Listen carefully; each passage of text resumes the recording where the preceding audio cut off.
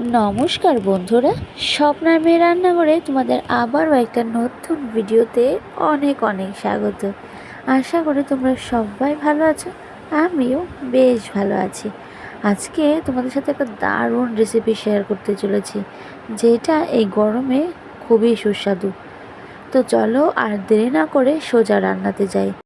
আজকে তোমাদের ডালের একটা খুব সুন্দর রেসিপি শেয়ার করব। তো আজকে ডালটা রান্না করার জন্য সর্বপ্রথমেই কিন্তু গ্যাসের চুলাটা অন করে বসিয়ে দিলাম বিউটিফুল কড়াই। সেই কড়াইয়ের মধ্যেই দিয়ে দিলাম কিছু বিউটিফুল মুগ ডাল। এখন মুগ ডালগুলোকে বেশ অনেকটা টাইম নিয়ে কিন্তু নাড়াচাড়া করতে করতে যখন লাল ব্রাউন কালার হয়ে যাবে, ঠিক এই রকম দেখো কালারটা হয়ে যাবে, তখন আমি নামিয়ে নেব। হ্যাঁ, মুগ ডালগুলো ভালোভাবে ভাজা হয়ে গেছে। এখন মুগ ডালগুলোকে নামিয়ে নেওয়ার পালা। আজকের রান্নাটা ভীষণই অসাধারণ, স্পেশালি এই গরমের জন্য আরও বেশি দারুণ লাগে খেতে। মুগ ডালটা ভেজে নেওয়ার পর এখন আমি ভালো করে ধুয়ে নিচ্ছি। অনেকেই দেখি মুগ ডাল ধুয়ে রান্না করে না, আমার কাছে একদমই ভালো লাগে না, তাই আমি গরম গরমে কিন্তু মুগ ডালটাকে ধুয়ে নিয়েছি।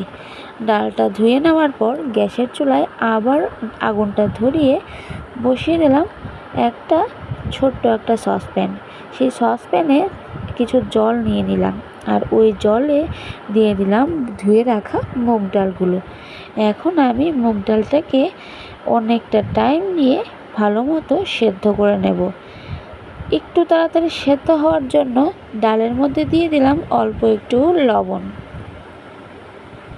যাদের এই গরমে কিছুই খেতে মন চায় না, তারা আমার মতো কিন্তু এরকমভাবে বানিয়ে খেতে পারো, দেখবে আর কোনো তরকারি খেতে ইচ্ছা করবে না। তো দেখো, মুগ ডালটাকে আমি লবণ দিয়ে বেশ কিছু টাইমের জন্য বসিয়ে রাখলাম সেদ্ধ হওয়ার জন্য। ডালটা সেদ্ধ হতে হতে চলে গেলাম আম গাছের নিচে।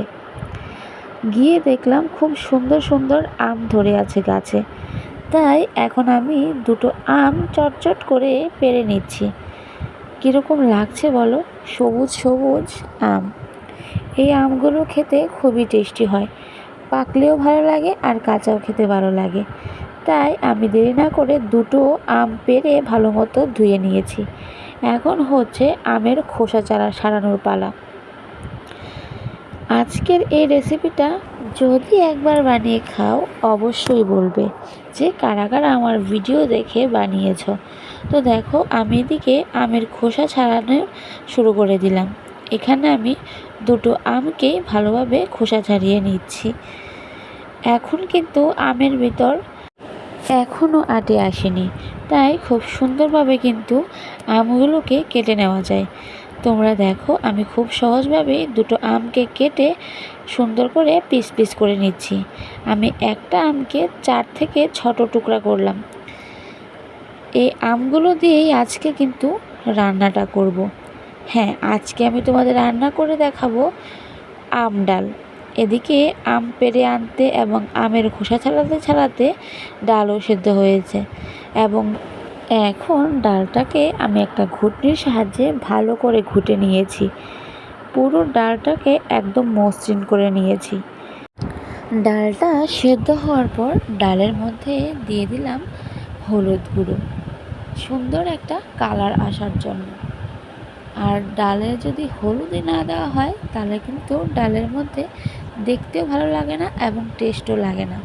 তাই আমি আগেই ডালের মধ্যে হলুদটাকে দিয়ে ডালটাকে খুব সুন্দর একটা কালারে নিয়ে আসলাম। এখন ডালটাকে হলুদের সাথে ভালোভাবে মিশিয়ে দিয়েছি। আর এই যে দেখো, হলুদটা দেওয়ার পর ডালের কালারটা কতটা সুন্দর হয়ে গেছে।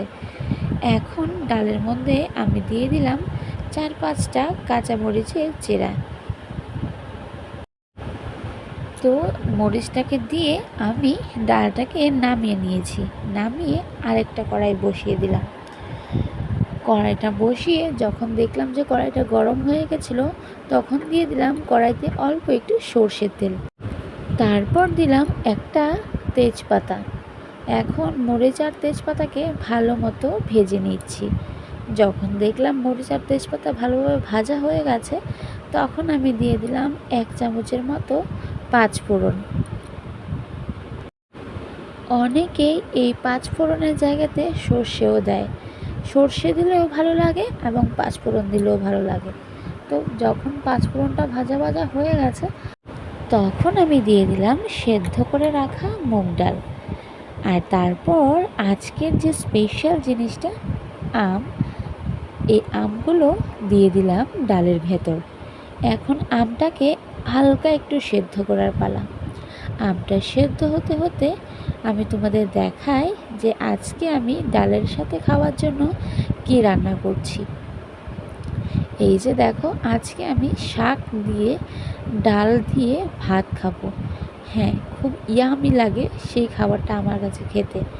শাকটা ছিল লাউ পাতার শাক। কারা কারা এই রেসিপিটা দেখতে চাও অবশ্যই কমেন্ট করো। তো এই যে দেখো, গরম গরম ভাত নিয়ে নিলাম, সাথে শাক, লাউ পাতার শাক, সাথে নিয়েছিলাম 2 রকমের স্যালাড। ডালটা রান্না করে আর কিন্তু তর্স হয়েছিল না, সোজা বসে পড়লাম ভাত নিয়ে। আর এই যে দেখো, শাকের সাথে আম ডালের কম্বিনেশনটা কতটা ইয়ামি দেখতে লাগছে। যতটা দেখতে ইয়ামি লাগছে তার থেকেও বেশি খেতে মজা হয়েছে। তো তোমাদের কীরকম লাগলো জানিও কিন্তু। আজকের জন্য এখানেই বিদায় নিচ্ছি। সবাই ভালো থাকো, সুস্থ থাকো, আর অবশ্যই নিজের মনের যত্ন নিও। বাই।